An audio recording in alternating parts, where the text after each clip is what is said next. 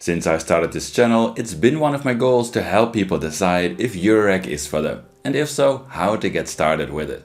I've been using modular setups for over 10 years now, and I enjoy it a lot. As a professional studio tool for performances, but also as a hobby, just tinkering with sounds for fun. So if I can help people enjoy some of that, I'd consider it a job well done. But while writing a how to start with modular script, I got stuck real fast. And that's because there's just so much to say. There are many ways to enjoy a modular, lots of different reasons to get into it, different ways to explore and start with it. And on top of that, it feels like the amount of modules and options available grow every day.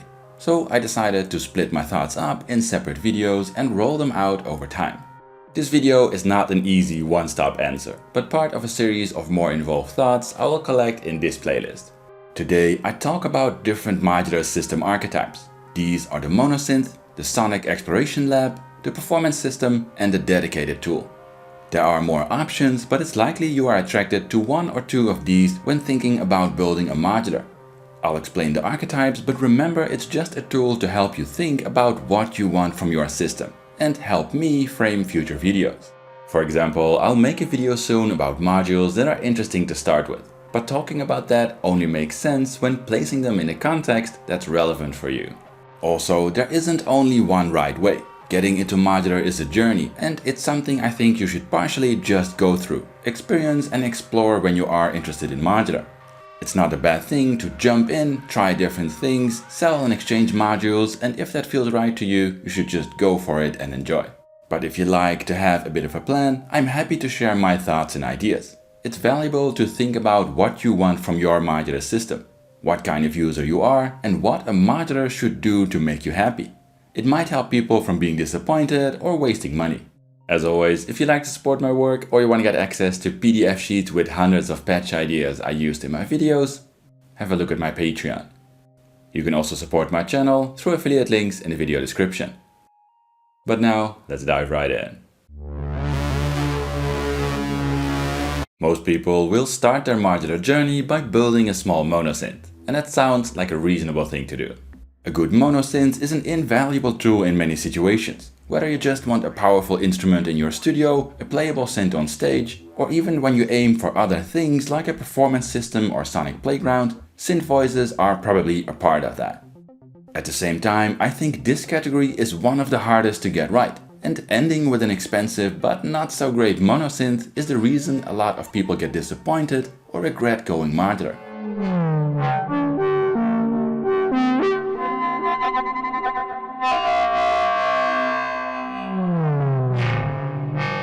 In a nutshell, that's because the competition is fierce. There are many interesting monosynths on the market in all price ranges, semi-modular variations included, and these often just offer more bang for your buck.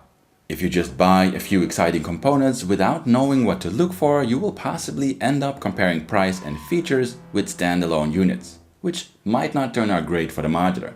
So just like thinking about what kind of system you're interested in, when building a monosynth, it helps to think about what features in your synth make it unique and are better than or stand out from standalone options.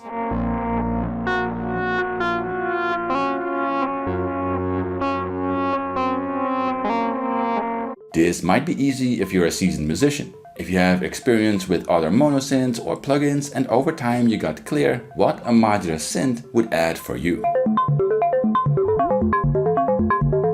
If you know exactly what you want, a modular synth allows you to get the exact components you need and exchange or expand those over time. However, if you are new to synthesis and you don't know what you want yet, the most straightforward advice is to get an affordable semi-modular synth. It's what I did by buying a microblute and I never regretted that. Whether you go for the most affordable option or a unit of a specific company you like to support, exploring synthesis on a standalone unit is absolutely the easiest. Each of these synths is a great and fun instrument you might end up using for the rest of your life, and if not, it's by far the most price-efficient way to explore sounds, have fun, and learn what aspects or features you would like to add or exploit with a modular. All while you can have fun with a complete musical instrument right from the start. If you are in between exploring synthesis from scratch and knowing exactly what you want, there are a few ways you can approach going forward. You can get started with one or two modules that excite you. This could be a big eye-catching module like a big filter or dual oscillator, and if that's the whole reason you want to go modular, go for it. But know that a case with something like a big oscillator and effects module doesn't make a fun instrument. You need to place them in an ecosystem with modulation and utilities. If that feels like unfamiliar territory to you, I'd encourage you to start smaller. A very solid way to get into modular is by expanding a semi-modular system. The first things I added to my microboot were a dual modulation source that could do LFOs and envelopes, and a simple utility module that could attenuate and mix control voltages. I enjoy complex modulation and still fondly remember exploring things like mixing 3 LFOs to modulate the filter or adding 2 envelopes to modulate more parameters. Exploring these kind of things will open your understanding of what's possible with a modular, what kind of things you enjoy, and what you want from your system. I want to repeat, it's still legit to just get some basic components and have fun. Just accept you might sell, trade, and swap some things over time. You might get disappointed with something, probably change your mind about what you want, or wish you got something slightly different. But if you think that's part of the fun, there's no problem. In a future video, I'll talk more about specific modules, options, brands and features that I think are great to keep in mind if you're interested in building a dedicated monosynth. But you can start with this video I made about a small nano module setup covering a lot of good basic thoughts. The modular is a great physical object to interact with, especially if you make sure it's fun to explore patches again and again. The Sonic Exploration Lab is a system that puts the emphasis on exploring signal flow, unique sounds, experimental voltages, and having fun patching, tinkering, and discovering sounds. Instead of just classic synthesis building blocks, this system shines with multifunctional modules that allow for exploration and variety.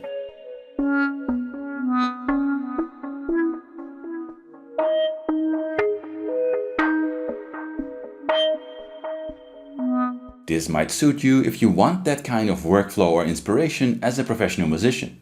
But I think this category is also the one to look at if you approach modular as a hobby. If you like the idea of patching a beautiful physical machine, discovering sounds and signal flow in your free evenings. And don't get me wrong, I don't say that in a demeaning way at all. I think it's a huge attraction of modular systems, and the Sonic Exploration Lab is something most systems end up being.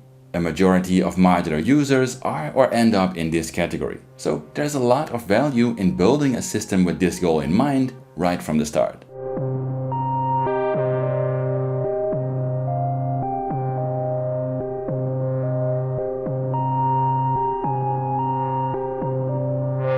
A problem with the Sonic Exploration Lab system is that it shines with modules that offer interesting signal manipulation and multifunctional features.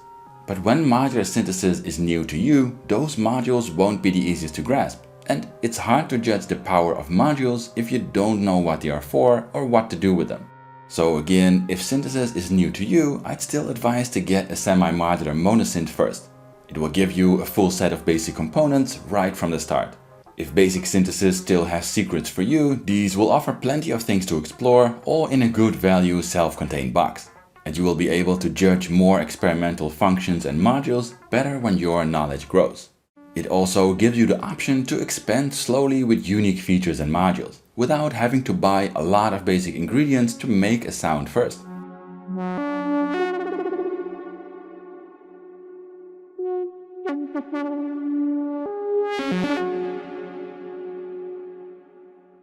Again, I'll come back to more module suggestions in another video, but here's a quick example. If you use a semi-modular as a basis, you immediately have a functional voice. From there you can buy a case and, for example, add a classic voltage exploration module like the Make Noise mats. Even if you don't grasp all its features, just a single module in a case next to a semi-modular unit will already create a very powerful sonic playground. With every interesting addition, you will add to the features and options, and you can take your time exploring ideas with every new module. If you really end up enjoying going modular, you can still add monosynth components to your setup when it grows and expands, but then do it with more knowledge of your preferences and features that fit the explorative side and your developed preferences.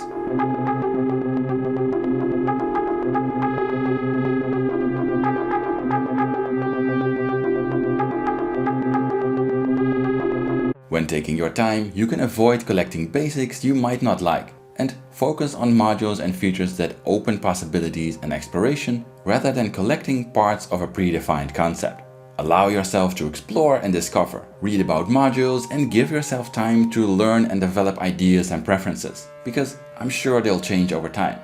All people are different, but you will likely get the most satisfaction from really understanding and using concepts rather than buying and selling modules. With a modular system, you can pack so much power and features in a portable case, you can easily use it as a performance tool. The performance system is just that. A system like this case, for example, that can be carried around and used for solo performances. It might be bigger or smaller, you might add other gear to complement it or play in a band. Of course, there are no hard rules. But the core idea of the performance system is that it's not a single instrument like a monosynth or drum machine, but rather a collection of features and instruments needed for a specific performance.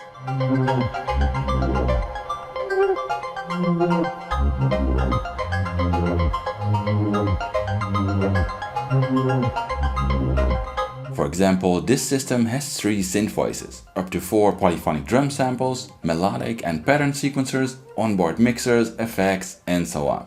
Now, right off the bat, this is probably not a system that you should have in mind when you are just starting out with synthesis. You'll probably have a lot more fun exploring a synth voice or a fun voltage exploration setup when you do. So the previous 2 chapters are more important. That's because in order to make a compact performance system work, you need a lot of ingredients. Whether you want a solo case or use external gear, a big part of building a system like this is balancing module size, price, and features that are required for your performance. It requires you to know exactly what you want in a performance and develop a signal flow that aids those wishes.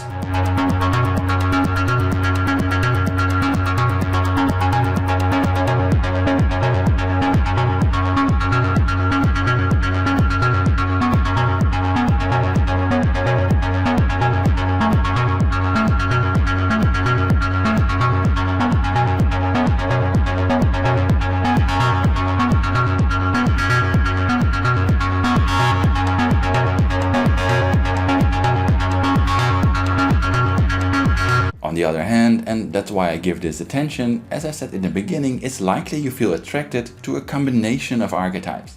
And you might be interested in certain features of a system like this early on in your journey.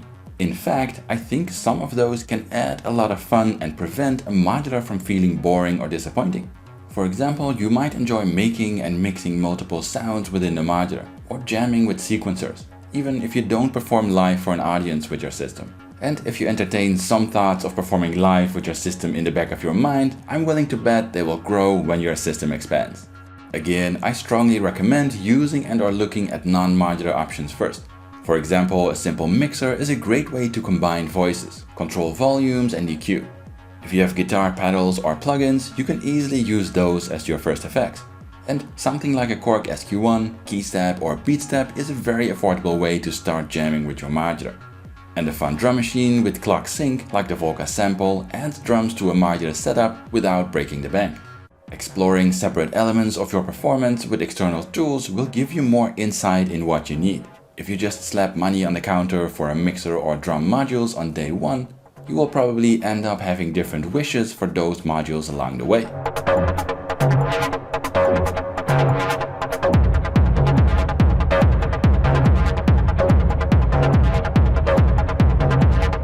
Choices for a performance system will also completely depend on what kind of music you want to make and the size of system you're willing to travel with, so it makes sense to develop those thoughts first. At the same time, performing or just jamming at home with a modular is a lot of fun and can add a lot of value to your experience with your setup. So there are still some valuable lessons and features you can take from this system concept and apply to your journey. Perhaps the main selling point of this archetype is that it feels a bit like an orchestra because it can create multiple voices and sounds at the same time. Even when you're only interested in a use-at-home sonic playground, being able to create ambient or generative sounds with multiple voices or things like samples in the background will easily be part of the fun and unique experience and feeling you get from your modular. So incorporating and exploiting efficient performance elements can be worth it.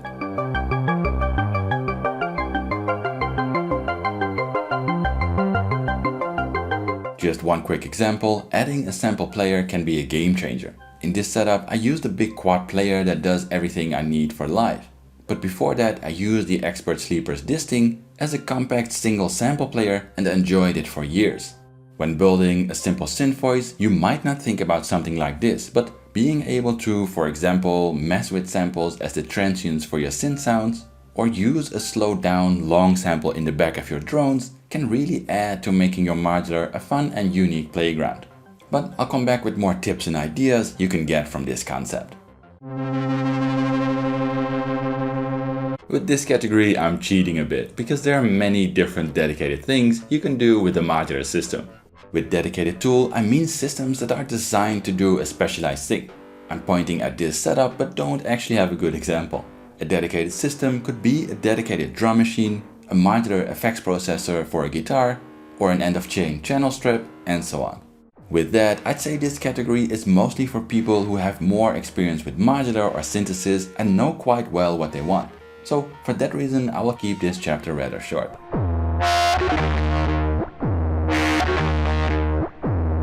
At the same time, just like with the performance system, I think it's very interesting to talk about, even for new users, because this category has a huge amount of options and is a very legit reason to go modular.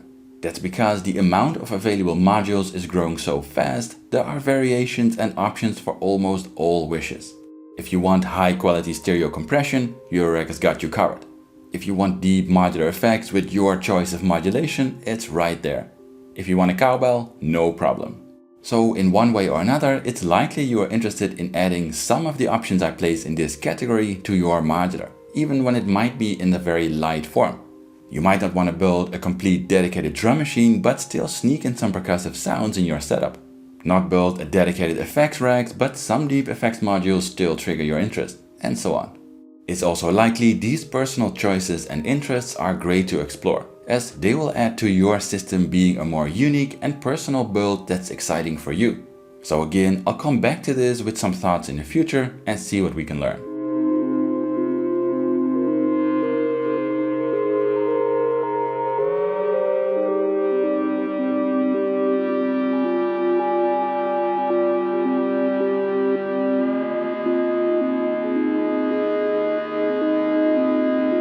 But for starters, I would still recommend not to begin with any of these things unless you know what you want and why. Most complex modules like effects units need other tools and utilities to shine, and it will feel more rewarding exploring the basic concepts first. A rough idea of these systems and topics will help me dive deeper into specialized advice soon. Videos on this topic will be collected in this playlist, and as always, smash that like, subscribe and bell button if you want to see more modular content from me. But that's it for now, thanks for watching and see you next time.